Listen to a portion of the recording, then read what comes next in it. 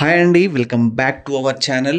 ఈరోజు జరగబోయే సీరియల్లో రాజ్ దేవుడితో ఏమని శపథం చేస్తాడు, అలానే కళ్యాణ్ అప్పుతోటి ఏమని చెప్తాడు, అలానే రాజ్ కావ్యకి ఎలాంటి మాట ఇస్తాడో తెలుసుకోబోతున్నాం. తెలుసుకునే ముందు మన ఛానల్ సబ్స్క్రైబ్ చేసుకోండి, ఎందుకంటే ఫాస్ట్గా మన ఛానల్ని అప్డేట్స్ వస్తూనే ఉంటాయి. సో సబ్స్క్రైబ్ చేసుకున్నారు కదా, సబ్స్క్రైబ్ చేసుకుందాం అనుకుంటున్నాను. సో ఎలాంటి లేట్ లేకుండా డైరెక్ట్ సీరియల్కి వెళ్ళిపోదాం. రాజ్ అయితే దేవుని ముందు నిల్చొని ఎంతో బాధలో ఇలా మాట్లాడుతుంటాడు. సరే, మిమ్మల్ని నమ్ముకున్న వారి ప్రాణాలు తీసుకోవడమే మీ చట్టం అయితే, ఒక ప్రాణం తీస్తేనే ఇంకో ప్రాణం పోస్తారు అనేదే మీ మాట అయితే, సరే ఇప్పుడు నుంచి ఆ ప్రాణం ఇవ్వడానికి నేనే సిద్ధంగా ఉన్నాను. కావాలంటే నా ప్రాణం తీసుకోండి.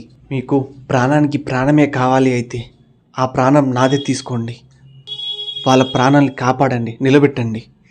ఇప్పుడు దాకా తెలీదు వాళ్ళ తలరాతలు నువ్వు ఎలా రాసావో, కానీ ఇప్పుడు నేను చెప్తున్నాను విను దేవుడా, నా ప్రయత్నంతో వాళ్ళ తలరాతలు మారుస్తాను. వాళ్ళ ప్రాణాలు నా ప్రాణాలు అడ్డుగా పెట్టి అయినా సరే వాళ్ళ ప్రాణాన్ని నిల్చోబెట్టిస్తాను. అప్పుడే రాజు దేవుడితో ఇలా అంటూ ఉంటాడు, ప్రయాణంలో నీ సాయం నాకు వద్దు దేవుడా, జస్ట్ న్యాయం మాత్రం చేయి చాలు అని అక్కడనే దేవుణ్ణి మొక్కేసి వెళ్ళిపోతూ ఉంటాడు. అప్పుడే కళ్యాణ్ అయితే రూమ్లోకి ఎంటర్ అవుతూ ఉంటాడు.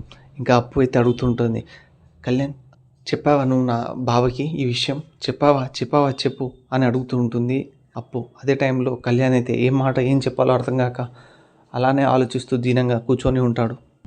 అప్పుడే రాజ్ కావ్య పడుకోవడం చూసి ఆ బెడ్రూమ్లోకి వెళ్తూ ఉంటాడు. కావ్య దగ్గర కూర్చొని తన చేయి పట్టుకొని కావ్యతో ఇలా అంటూ ఉంటాడు, మన బిడ్డని బలి తీస్తేనే నువ్వు బతుకుతావంట, ఒక ప్రాణం పోతూనే నువ్వు బతుకుతావంట. ఇవన్నీ చూసిన తర్వాత నాకు ఒకటి అర్థమైంది. అప్పుడే రాజ్, ఈ విధిరాత ఎలా ఉన్నా సరే ఈ బిడ్డని ఆఖరికి ఆ దేవుడు చెప్పినా సరే నిన్ను, నీ కడుపులో ఉన్న బిడ్డని నేను కాపాడుతాను.